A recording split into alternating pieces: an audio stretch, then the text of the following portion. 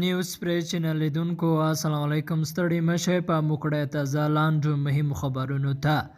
پکتیا کې درې پاکستانیان د وسلو د قاچاق په تور نیول شوي. په پکتیا ولایت کې د افغانستان اسلامي امارت مسؤلین وایي چې په دغه ولایت کې درې پاکستاني وګړي د وسلو د قاچاق په تور نیول شوي دي. د پکتیا ولایت د سیمه‌ییزو امنیتي مسؤلینو ویلي چې د درې تنه پاکستاني وګړي د اسلامي امارت د ځواکونو له لوري د دغه ولایت په ځاځیاریب ولسوالۍ کې نیول شوي دي. د مسؤلینو په خبره له یادو کسانو سره یوه پیکا، 8 بمونه او د کلاشینکوف ګولۍ هم ترلاسه شوي دي.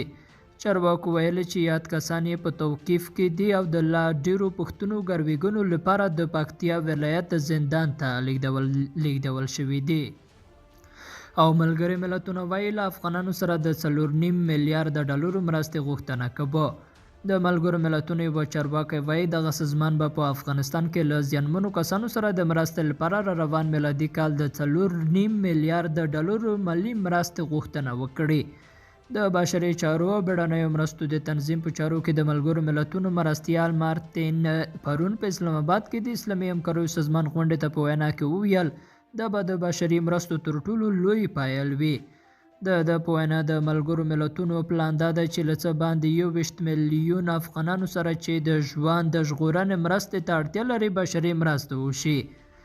ملګرو ملتونو روان کال هم په یوه غونډه کې له مرستندویو هیوادونو د څه باندې 1 میلیارد ډالرو بشري مرستې ژمنه ترلاسه کړې.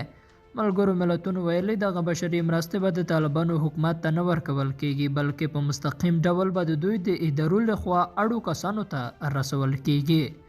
لیدونکو له ملتیا مننه، ښه اوسئ.